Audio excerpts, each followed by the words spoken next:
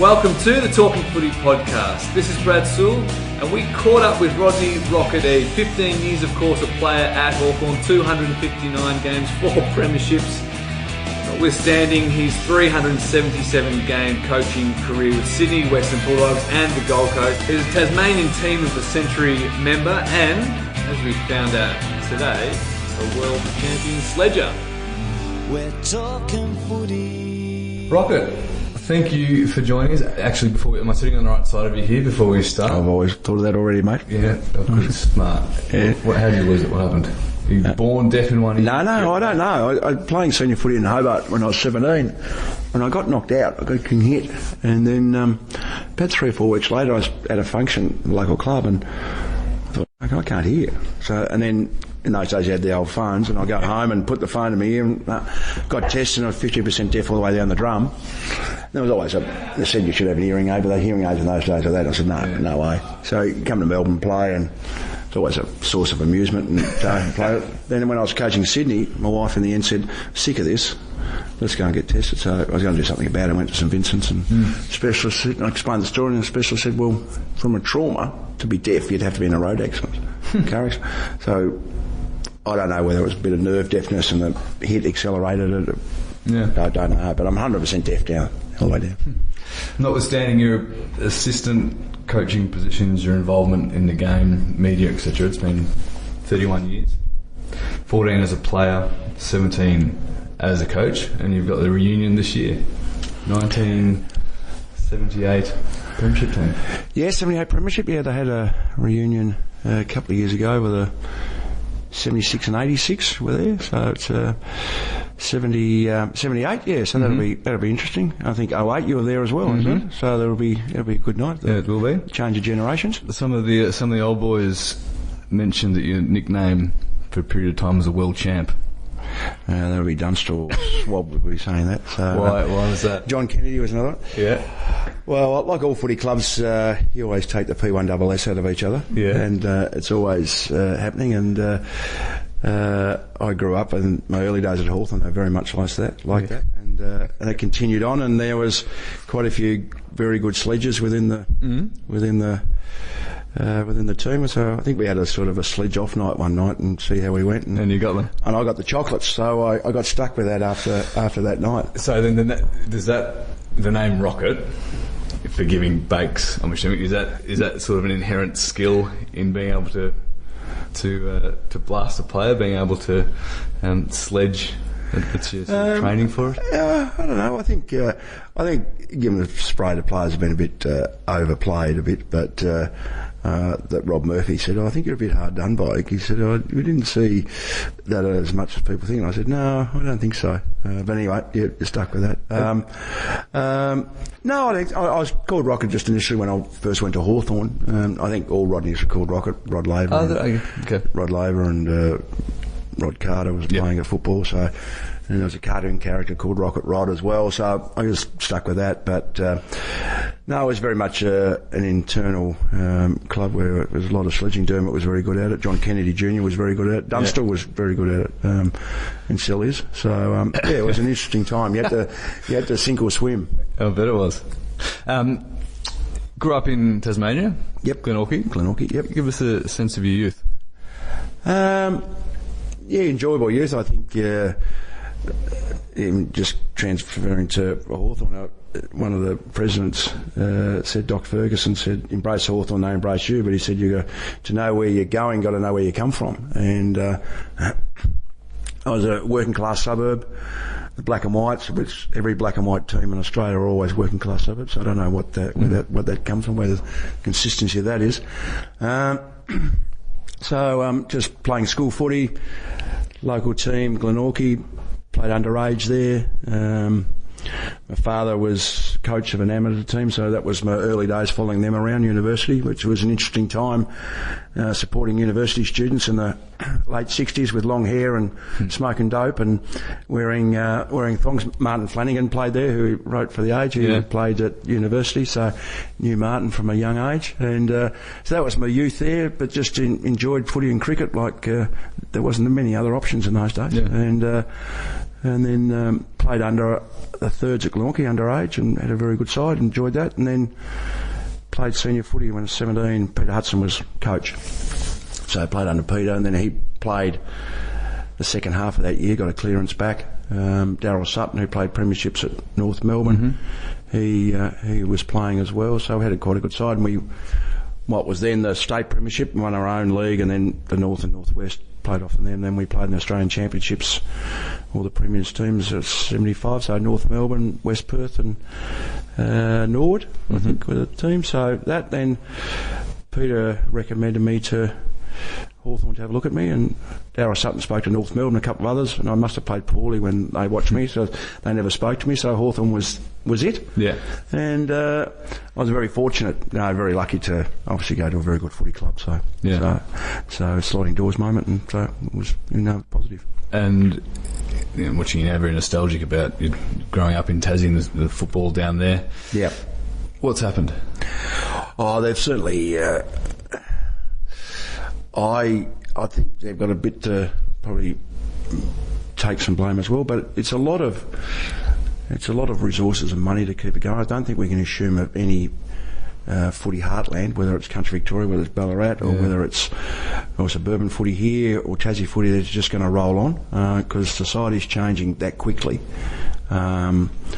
Interests are changing that quickly. Other sports are invading, especially soccer, and I think with the geography of Tassie, with the three main areas who don't get on, needed to be a better investment there, I think. Need to be more planned. I think it's just allowed to wither, to be honest. And I think they've hoped that they'd get a senior team down there full time. So I think Hawthorn have done really well, but they're only there part time. North now are there, but I think they need a real pathway. I think they've lost their pathway for youngsters because soccer's really making big inroads. So need to have a pathway, need to have an under-18 team in the TAC Cup. I think they just need to have one team there that will play 7 or 8, 9 games in Tassie and then play 6 or 7 games in Melbourne. They're away games technically, but can be home games for membership, etc. So that have one team, have a like the Gold Coast and GWS have got to have an academy that they can have first pick and they're in a bidding system. So have that pathway, then put resources, and I think this is the same in now being involved in suburban footy here. Under 19 teams are folding. Certainly the league I'm involved with, but it'll be happening around. Need to put better coaching and resources at the underage level. So there's a pathway, and they get better and coach the coaches. So I guess, ironically, you'd spent 3 years at the Gold Coast, which was in essence chosen over Tasmania for that sort of start-up club. Yep. Which market do you think will be or would have been more successful? Yeah, I think there's different metrics how they're going to measure success. There's obviously the economics of it. There's the success of the team on the field, and then conversion of youngsters playing footy, or having that pathway, or being involved. Like I can see the Gold Coast is a growing area. I can see the logic of having GWS and Gold Coast in, but it's going to cost. It's going to take a fair bit of money. I think they would need one in Tassie as well. They just can't let that. There's not as many people in Tasmania, but it's a footy heartland. Yeah. I mean, the Tasmanian government are putting $4 million of sponsorship to Hawthorn and North Melbourne, or over $4 million. That's equivalent of over 2 major sponsors for another team. So they've got their major sponsor. So I think economically it would work in Tassie. The north-south thing is a divide that Tasmania need to work out. I think Tasmania themselves need to sort some things out. But tourism's really going through the roof now at Tasmania, so it's a good time to get involved. But I don't think they're not going to have a 19th side, so it's got to be someone that's going to have to move there. So whoever that is, I don't know. But I think to make it a lure is to play 9 games, 10 games there, and play 8 or 9 in Melbourne, and then 3 or 4 interstate and those 9 games. You've actually got 2 homes. Just to drop back a little bit, talk about your playing career. 14 years as a player. For the most part, Jesus, you're telling me 15 now. 15 years as a player, for the most part at Hawthorn, of course, 4 premierships. How do you feel? What do you think about when you reflect on your playing career all those years ago? Yeah, it's interesting, and talking to guys that I played with who then haven't been involved in footy much, it's sort of that means a lot to me, but it means more that's their attachment. I think having coached and been involved with other clubs so much, you get distracted from that. You sort of don't get caught up in what it was, even though as you're coaching and never coached a premiership, but seeing players that you'd love to experience that, then you realise, oh, gee, I was lucky. So I think it's a bit of luck being at the right place at the right time, at the right club. Still don't think of the enormity of it. Having four's a big number. Yeah. I mean, have you ever actually reflected? Not too much. No. Why not? I mean, your resume is phenomenal. Yeah, I don't know. Love his history of the world. Love Australian history. Love history of sport. Love history of AFL. But I'm not an emotional attachment person, as in I've got nothing at home that about football. I've got no memorabilia. I've got it tucked away, but I've got nothing. My 4 medallions, I've given 2 to the museum at Hawthorn. I don't know where the other 2 are. Now that I've got regrets about that. I don't know. I know I should have taken more care. I think I sort of said, oh well, that it is what it is, and you move on. I was very much think of the future. You move to the next stage, not get caught up in too much. Because I always hate footballers and sports people talking about themselves and talking about the old days. And I think I got ingrained in my mind that I don't want to do that. And I think to prove that, I've detached myself so much. Too much, yeah. And it's interesting. Yeah, look, it was great times. People now say to me, now that I'm not in touch with the club, and I spoke to the CEO at Hawthorn the other week, and then talking to Jeff Kennett and other people, now you'll support Hawthorn, which I do, but I don't know anyone there, really. I don't know anyone, so it's who you play with and the people you're involved with. That's what clubs are about as much. So with the reunion this year, it'll be great. It was great 2 years ago, and I hope Hawthorn win. I really do, because you have got an attachment, but it's not deep rooted. As in, if Hawthorn finished last, we're struggling with money, you'd help them. But okay, well that happens. They'll work their way out of it, and so. So then, do you have an affinity with any of the clubs? Not really. My wife and daughter are saying, well, it's your fault because I've got no one to follow. They got no support, because my daughter was quite growing up, she was only really young when I was at Sydney. But the Bulldogs, she really got into it at 10, 11, 12 years of age, and she critiqued the games and watch the replay when we got home at night game and sit there on the couch and that sort of thing. But now she said, I don't know. Now I went to Collingwood that time, and I don't know if I can follow Collingwood. And my sons are the same, and then so they don't know who to follow. So playing aside, do you consider yourself a Western Bulldogs or a Sydney? It's interesting, man. Yeah, I probably deep down consider myself a Hawthorn person. Yep. As it pans out and the emotions out of it. I probably enjoyed myself at the Western Bulldogs more than anywhere else. It was a really good time, good people. Yep. Not many people mention it now, but I was 3 years an assistant coach at North Melbourne. I really enjoyed my time at North Melbourne. Yeah. It was a terrific club. Yeah. Very much like Hawthorn with no money, and the people were there for the right reason. I think you really get it, and that's what I loved about the Bulldogs, the salt of the earth, really good people, not there for the wrong reason. Some people involved in AFL footy are there for the fanfare, especially the non-players. Yeah. They want to be seen media-wise or pump themselves up or happy to get on the TV and talk about themselves, where I think the Bulldogs people were terrific people. At which club were you the better coach? Which group did you get the most out of? I think the Bulldogs. I think we had a reasonably talented side in the end, but I think we achieved a fair bit. Unfortunately, we didn't get to the grand final and fell short a couple of times. It was three prelims. Three prelims. Probably the one in 2009 was the one that actually got away. Yeah. But we, so, yeah, I mean, it is what it is. But it was a good group. It was a really good group who worked hard and wanted success. Except for your mate Lakey. He was fun, Brian. I enjoyed Brian. He was a good stick going on you too, haven't you? Yeah, he's a funny bloke. He really makes me laugh. Yeah. So, and I like humour. People probably don't publicly see that, but I really like humour. And I was really relaxed before every game and have a bit of a joke, and then the 2 hours in match day, you're a bit of lunatic. Yeah. And that you're okay. Yeah. What was it about coaching that you enjoyed? What was your why? What was so rewarding about it for you? Yeah, it's an interesting one. I think seeing players improve, players take the message on board. Like the moment, just even coaching ball one, and we're implementing some different methods. Yep. Don't call it style, but different methods of how to defend and how to attack, and they're really embracing it.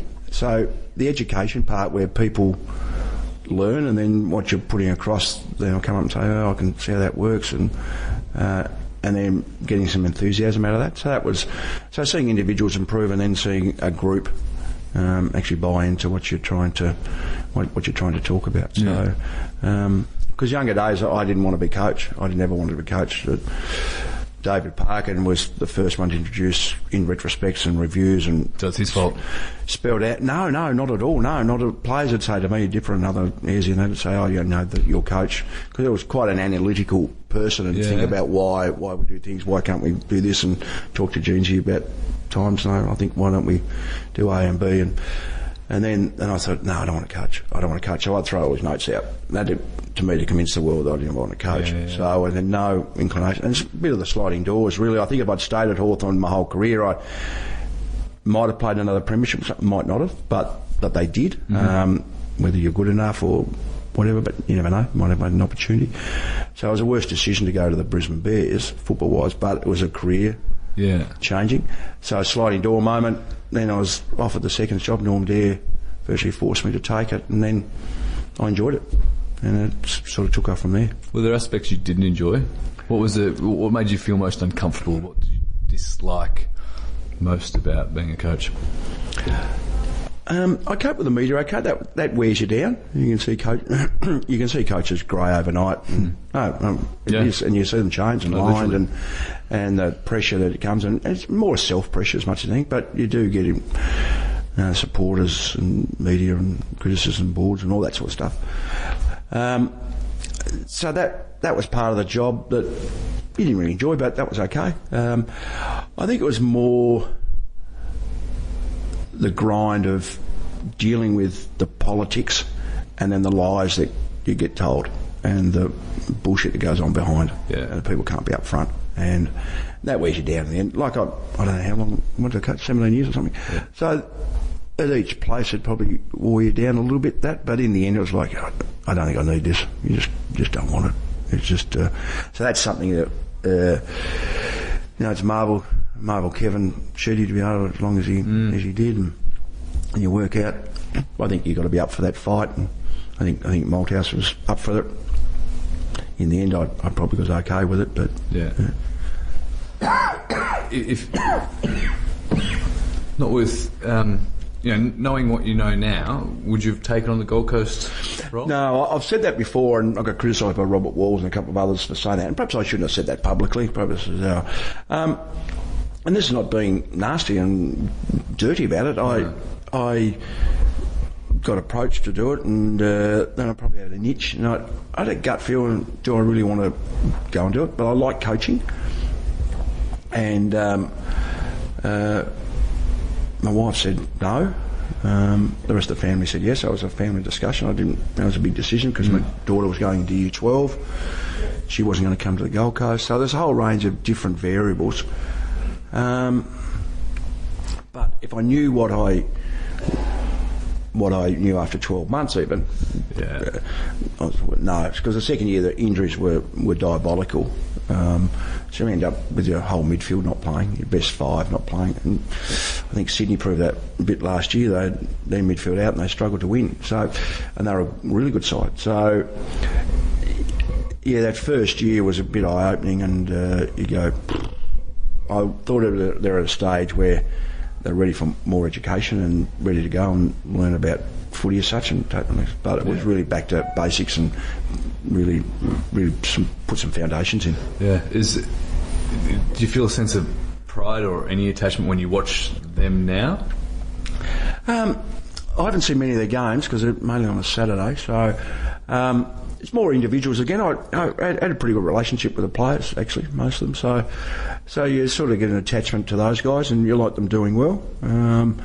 I won't keep in touch with them during the season because I think that's puts them in an uncomfortable position. I don't know how ex-coaches can do that, to be honest. But I did pre-season and wished them all the best and had a drink and a lunch before we went and kept in touch with quite a few. Yeah. But to answer your question, I hope they do well. I do. I really do hope they do well. I think it's they're going younger again. I think it'll take a bit of time, but I think they'll be okay. Some of the individuals that you've coached over the journey, Lockett, Kelly, Goods, Barry Hall, Jason Ackermanis, Scotty West, Brad Johnson. What made little Gaz Ablett so different? Gee, you got pointed there, mate. Everyone's the superstars got their own nuances and their quirks, and the idiosyncrasies that make them a little bit different. Yeah. The common thread with all of them, they're pretty focused on being the best they can be. Yeah. And Gaz was no different. He was very competitive and probably similar but completely different to Tony Lockett is that they had a way that they knew would get them to play well on the weekend, and that's the way they focused. So did Plugger tell you what he was going to I had a good relationship with Tony. I really liked coaching him. He was a different unit, but did you coach him? Did you actually coach him? Yes. It was interesting because that was my first coaching job, and it's silly to assume, but because some of these players are far better footballers than I was, you think, well, they know how to play the game, they'll be right. And you realise after a while that Tony's got as many insecurities as any other player. And then you start to think the better players have got their own aims and goals and standards that they want to meet, so they get nervous about that. And they've got some doubts, and then if things aren't working well, how their mind thinks. So I suppose you end up being an amateur psychologist as a coach. So, you sit down and have a chat with Tony and talk about his footy. And he's a very private person, kept everything in-house. But like Gary, it's more about they knew what their bodies were like. They knew what they needed to do. A bit superstitious in many ways. Yep. This is what I need to do. So that's where he goes. He'd do extras at night. He'd come in at 8 o'clock at night and get his body right. But then he'd just cruise through training to get himself right for the weekend. So it was a bit of consistency about what they did, but there was a bit of I don't know what the right word is. I suppose the good luck charm. This is the way I do it, and that's why a bit of superstition. And I mean, how hard is that? It's a team sport, right? How hard is that to juggle those idiosyncrasies or those insecurities, whatever it might be, for the team? Good team. Yeah, I think it's reasonably easy to manage as long as you're consistent. There's probably parameters. You don't want players to go outside, but within those parameters, there's a fair bit of scope to. Like if you're going to give Tony Lockett a weekend off pre-season, you've got to be prepared to give an 18-year-old. Why though? I mean, Tony Lockett has done everything and he knows his body. They should be, an 18-year-old or a junior should be. No, if he's going away fishing or something like that. So not just a weekend off. They want to go away. So, you talk to and get to know the young lad. Yeah. And, I was probably harder on younger guys than I was older blokes because kids don't know what they don't know. Yeah. And I think if you let them get away with things and give them too much scope, too much rope, it's pretty hard to pull them back when they're 22 and 23 and they develop bad habits or the wrong habits. So it's all about become habit forming, and that's my belief. And so it was a bit more. The parameters probably aren't as wide, but like if you're playing you travel, and Tony wants to stay down to see his family, that's fine. But if an 18-year-old kid wants to stay down to see his family, I think that's consistent. You can't say no, you can't do it. And always always trust players, and I always say, you don't have to earn the trust. I'll give you the trust, but if you blow it, then you don't get it back. You're that side of the Berlin Wall, and that's through your action. So if they do the wrong thing while they stay down, or they tend to tell a few fibs or whatever, they actually get caught out, so they'd lose that trust. But most of the blokes are pretty good. So it's just a matter of developing a relationship and have a chat with them, and this is what your requirements are. If this is going to happen, A, B, and C, no, you need to do some extra, you need to catch up on this. Yeah. So it's more with the younger players if that happened, which never really did, to be honest, but they would do extra sessions to make that up. The older blokes should know that their bodies are right, and they know they're right to go. Yeah, I'd imagine Acker would have been one of the more interesting guys. Yeah, he's probably the most difficult in many ways. But again, like Tony and Gazzy had his set ideas and very strong-minded about what he needed to do. Yeah. Trying to coach him as areas that he can improve, probably didn't want to accept at times. He's not the only one. Some players are very difficult to get across. They think they know how to play the game, and he was while he's playing well, he was good. When he wasn't playing bad, then that was a difficult situation, because it was never Jason's fault.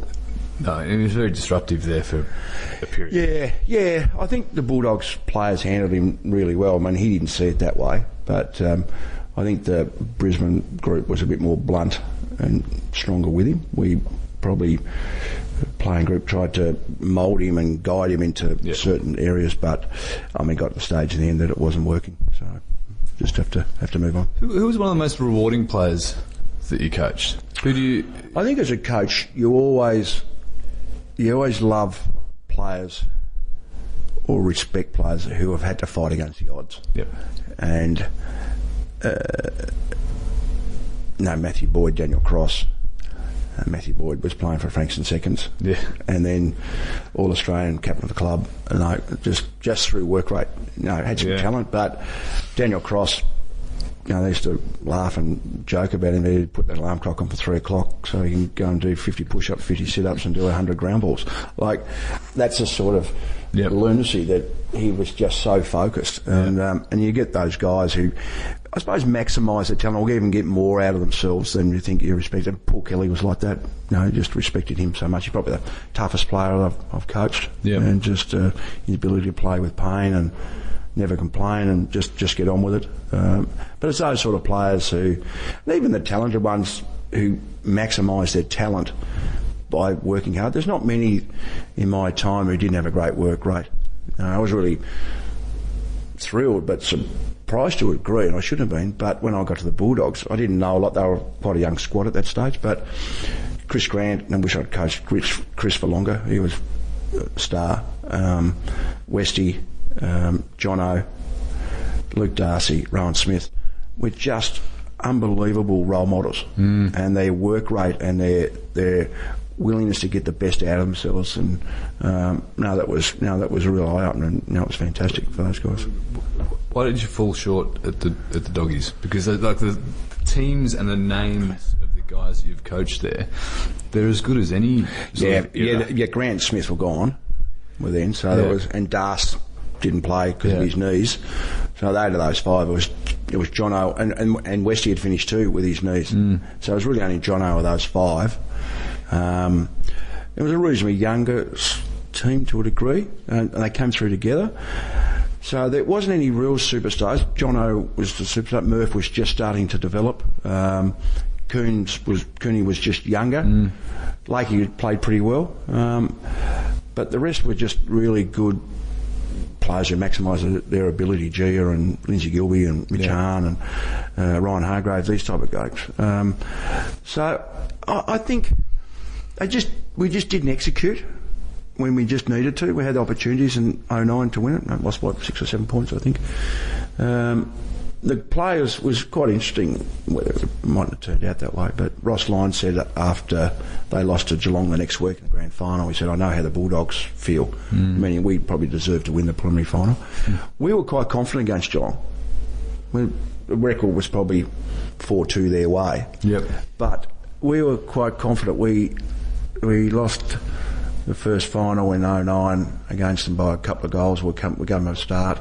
So our group was quite a fit team. Yeah. They were confident they could actually give a good showing and win that. So anyway, we didn't get there. What's your what's your sense for the young players getting recruited and getting drafted now?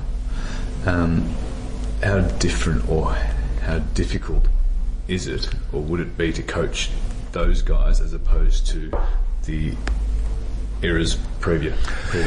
Yeah, I always think generation change every 10 years, but even longer early days, but it probably changes every 5 years. Guys that are 23, 24 now that I coached when they were 18 are different to the 18-year-olds now in 5 years. It's just changed dramatically.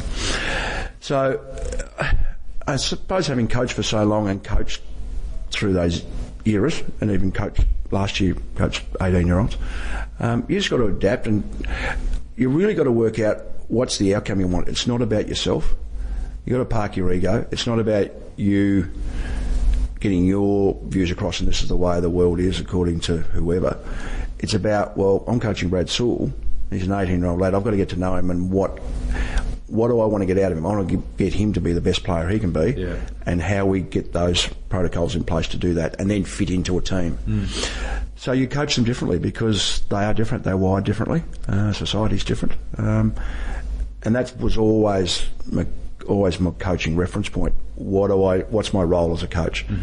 Obviously you want the team to play well, but it's to get the best out of that individual. And some of them you don't like because some of them are ordinary people. They've got okay, I can't let my personality affect because they lie, they take some things they wouldn't do, they're not good team, whatever it is. But you still come back to, okay, well, that's my role. My role is to still get the best out of the individual. So me as a coach, but then it might be delegation to an assistant coach who's got a better relationship with him. Listen, this is what we do. We need to get the best out of this individual and him to fall into the team line. Do you enjoy watching footy now? I haven't enjoyed footy for a few years, to be honest. And people think because you're 60, you're an old hat. But I've always, as I said, from a younger time, always been an analytical and thought about whys and wherefores and can it improve, can we do better? And people say the coaches have hijacked. I don't think they've hijacked it. They're just trying to win games. So, end of story. So they're not hijacked it. But then the other side is the coaches say, well, you should talk to us about where the game's headed because we've got the interest of the game at heart. And I agree, yes, but they've got a different lens to everyone else. So they're wired differently. So they think we need a contest, which we do, but they need to be defence. Well, do people want to see 36 and a quarter of the ground? Do they want to see 36 and a half of the ground? The most important stakeholder to me are the supporters and the people who go to the footy and watch it on TV. They're the most important stakeholder, not the players, not the coaches, because if they don't go and they turn off, we're not getting as much money. We're in the entertainment business. It's changed. Yeah. Footy's changed, and if we don't get a head around that, we'll actually start the wheel will go the other way. So there are so many competing interests depending on which lens you just touched on, which lens you're looking through. As a supporter, the AFL as an administrator, Channel 7 as a broadcaster, the AFLPA as the players. Yes. How do you amalgamate? How do you sort of bring all of those together? And I mean, what's the outcome? What should the game be doing now? What should it look like? Well, I don't know the real answer. I've got my thoughts, but I'm only one person as well. I've got a different lens, so I think they've set up this committee. I don't think this committee is going to work because you've got two coaches. Well, they can't represent 18 coaches because the 18 coaches don't agree. Two presidents not going to represent 18 presidents. Two players are not going to represent 700 players. So there's going to be their opinions. Are they getting influenced by somebody else? What I would do, I would have a group of 2 or 3 people and then go and interview all the coaches separately. But before you need to do that, I'll come back to that. Interview the assistant coaches separately. So they're not influenced by the senior coach. Interview the presidents, interview football managers, somehow get a survey of supporters, but ask the right questions. Don't put the answer in the question. Whenever we do footy reviews at a footy club, of the coach, the answers are always in the question. Yep. And I reckon you're leading people down the path. You've got to be able to say, well, these are my findings out of it. So this is what the coaches think. They don't agree. So, okay, park that. And then get some consensus around generally what themes that come through. But first of all, we've got to work out who are the most important stakeholders.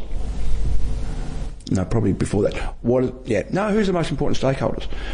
And I put media along with, I include them in the supporters. Yep. Right? So interview the media, but interview ex-footballers as one part of the media, and interview other people who aren't influenced by that, who's got, I think, sometimes got an unadulterated view, and not influenced by club allegiance or the way they played footy, even though they've got good footy brains. Channel 7, if Channel 7 say the viewership go down, are they going to pay her as much money next time? No way. So we've got to, you can say, oh, we're controlled by money. Well, we are to a degree. If the money's not coming in, well, we'll go back to suburban footy. If that's what people want, that's fine. I'm not criticising either way. Whatever the solution is, not the solution, but whatever the answer is, going with, I've got no problem. But let's not be biased about it and then put our head in the sand or have one view about it. And then we can't go back to what the footy was in the 80s, 90s or 2000s. You're not going to have 6, 6 and 6, as in 6 forward, 6 backs. It's not. You can't make the game slow. You ask players to go slower. The genie's out of the bottle. As a coach, I can't say, Brad, team, how about we go 80% early, and we can save our legs because there's 10 rotations. It can't. It's out of the bottle. But do we need to slow the game down? My view is that the most important demographic of our supporter base, if you put supporters as the most important, which I do, and the media is part of that, is the 15 to 30-year-old males. Yep. Because they're the ones that are going to, this funnel of people who come in to watch footy.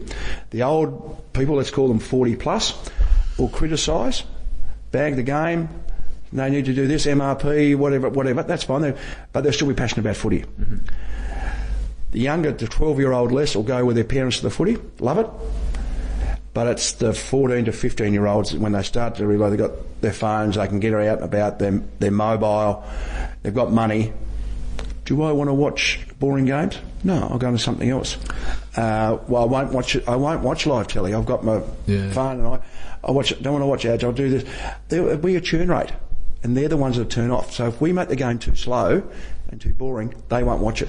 So what will the game look like in 10 to 15 years? Got no idea. It depends on the decision makers. My view for the game. Yep. And I'm a bit at cross odds with the coaches, and I have been for a couple of years. I don't think it should be a defensive game. I don't think it should be super attacking either. Whatever we put in place, the coaches and players will adapt to. They'll find ways around. They're smart people. How to change it and modify it. Whatever changes we make, the AFL have got to be careful. What are the consequences of those rules? There's a cause and effect. If you put for an example, you put the interchange to 10 or 20, that may relieve congestion, but coaches will find a way to take their time off the clock. They'll save the leg, because as I said, the genie's out of the bottle. Yep. And I can't ask players to go slow and save yourself. So they'll, like at the moment, going inside 50, teams will kick it skinny to the pocket of the point post, so we force a boundary so we can set up behind the ball. Yep. They'll do that around the ground so we can have a boundary throw in. They'll get a pack on the wing. They won't try and change direction as much. Won't try and take the game on, because then they'll go hard for 10 minutes. Then they'll slow the game down, because a Cyril Rioli is not going to survive, unfortunately, a type who's got hamstring injuries playing on the ground all the time. If he can't rotate off, he will get more injuries. Yeah. But it only makes sense, because you can't ask Cyril to go slow. So when it's his time to go, he'll go, because it's innate in him. Yep. So we've got to be careful of that. So therefore, and I think there'll be more blowouts. Your teams that you played in and after Hawthorn, when we get fatigued, we make more errors. It's human nature. Yep. Hawthorn won't make the errors. There'll be more blowouts. So even enough to three-quarter time they win by 8 goals. Yeah. Do we want to see that? That's a real thing that'll happen, no doubt in my mind. Yeah. So we've got to care what we wish for, and we've got to investigate more. My view of what the game should look like is a bit more positional play, but not back to 6. Not 36 around the ball is a ball up or throw in the back pocket. There's 36 in a quarter of the ground. It's in a quarter. They set their structures and all that. So I think we need to alleviate that.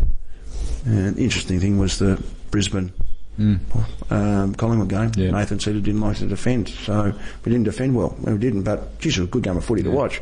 Yeah. There was enough pressure and blokes were making mistakes, but we've got to work out what do we want to see in a game. Now, it's not going to happen every week. We know that. We're not going to control that. But coaches and players will adapt, whatever they bring into. You mentioned you're not necessarily sentimental. You don't really... you don't love the game per se. Now, are you enjoying being out of the game? Are you enjoying being a bit more... Yeah. Bit more relaxed? I have to qualify. I do love the game. I love the game. But I think that the game can be tinkered with to make it a bit more appealing. I'm not so much worried about me. I'll still watch it. Yep. It's the other people that you're hearing, and people are telling you, you're going, well, can't be bothered going anymore. Yeah. I'm not going to watch. I'm scared that they'll watch marquee games and don't watch teams that are 10th to 18th, and they won't turn on, and therefore crowds drop. What was your question? You don't sentimental. I mean, you're not necessarily sentimental. No. Give or take the way that the game is played. I mean, you're not involved in the routine and the rigour and the professional aspects of the game for the first time in how many 40 years? How many? 40 odd years. What's it like?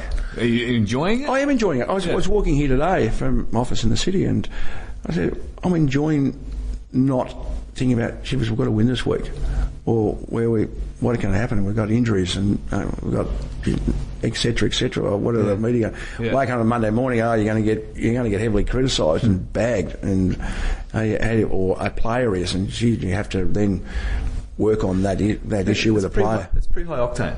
It is to operate at that level, and for as long as you have, and to step off that off the treadmill. I suppose I'm getting my fix a little bit at the ball, but that's very minor. And doing some media work and watching games, I must admit I'm enjoying watching.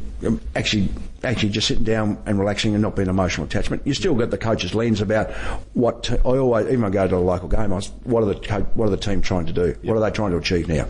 Last week watching North Melbourne, in the first 5 minutes you can see what they're trying to do.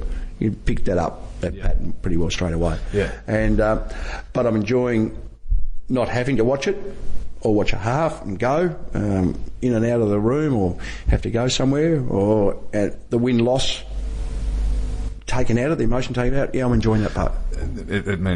It's not comparable at all. 4 years I've been out, and that team camaraderie, going to seeing your mates every day, being so goal orientated, and the competitive aspect of that. You don't miss that at all? I miss the camaraderie. Yep. I miss people sort of, you miss being involved. Yep. I don't miss the coaching aspect at league level because it's all encompassing. But I miss being involved with a group that really wants to achieve and go, and then having some assistance and help with that. So what my role at Collingwood was previously, I enjoyed that. So that type of situation, being involved in a footy cup, I certainly do. Yeah. I certainly miss that involvement. What was your most enjoyable year? And why? Gee, that's an interesting question. There's so many of them I can't bloody remember. As coaching, you mean? Yeah. I really enjoyed my first year because we made the grand final. It was out of nowhere, and that was like fairy tale stuff. I enjoyed 06 at the Bulldogs, and 09. They were really enjoyable years. They're probably the three that stand out for 06 in Bulldogs after getting there when it's struggled for quite a while, and we nearly made it in 05, and then to make it in 06 as a natural improvement was good, was enjoyable. We'll wrap things up shortly, Rocket, but I'm just going to read out a couple of names and I want you to spit out the first word that comes to your mind.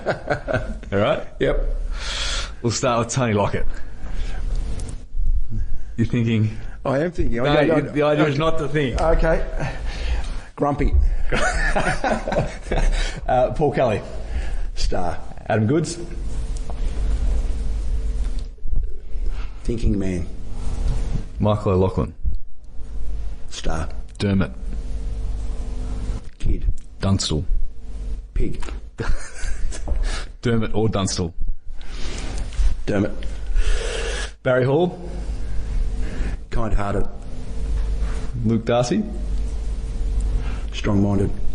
Jason Ackermanis. Enigma. Adam Cooney. Funny. Brian Lake. I don't think of the word. I know what the word. You can swear. We can beep it out. We'll get the gist of it. Doesn't care. Gary Ablett Jr. Oh, great player. Teacher's pet. Teacher's pet. Teacher's pet's probably a mix between Lindsay Gilbey and Matthew Boyd. Yep. Of those that you coached, who would you have most liked to have played alongside? Paul Kelly. And Brad Johnson. And John. Who was the best you played with? Lee Matthews. He's the best player I've seen in my 40 years. Daylight, second. No, not Daylight, but the best three that I've seen, and I mentioned some great players with Lockett and Kelly and that, but best three still were Lee, Duck. Yep. I was involved in North for 3 or 4 years, so I've seen him firsthand. And Gary Ablett Senior. Gary Ablett Senior is the most talented player I've seen in my time. But he's not the best player I've seen. Lee, for his consistency, when 8 best and fairest in a team that had a lot of success, be able to consistently do it at his high level, and what he was able to, a bloke who couldn't kick on his left and didn't handball. It was a freak. Not bad. But out of all that, it's interesting. I heard Lee, one of the media guy, Ashley Brown, who's a Hawthorn man, phoned me up the other day and was doing an article for the Footy Record, Grand Final Footy Record, and he spoke to Lee, and Lee said they can't believe that, and I've been big on it for that people don't mention Peter Knights. Peter Knights is the most underrated superstar that I've ever seen. Yeah. He should be up. He should have won 2 Brownlows. He only won 1 best and fairest and probably could have won 4 or 5. I know Tucky finished runner-up 8 times, but Peter Knights he'd be a superstar today, and he was a superstar then. He was, but people don't mention him. He doesn't get mentioned in dispatches at all by the old players. Yeah. He's up in my best 4 or 5 Hawthorn players ever. He's a star. Best advice you were given? Be yourself. What was your favourite coaching cliche? I can't remember. It's interesting. I've caught up with the Bulldogs players last year, and then they come up with a couple, and about my mannerisms, they took the P1SS out of me, and it was quite funny. But who does the best Rocket impersonation? Lindsay Gilbey was very good at it. and you say when it's quite confronting when you go, might really like that. Robert Murphy, and they laughed about it because I'm quite jovial during a week, but when I was serious, I'd grab a bloke on the just below the elbow and come here, son. And they'd all laugh. They did that, but also in the gym they go, "Oh, he's in trouble. He's gone." When was the last time you cried? Last time I cried.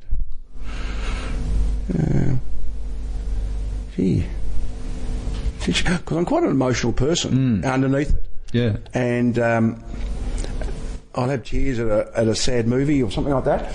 So I get into that sort of stuff. But as a real cry, probably my dad's funeral. Probably. But I'll sit there. My daughter, you got tears, Dad? Always a sad story. So get me a bit of a tearjerker.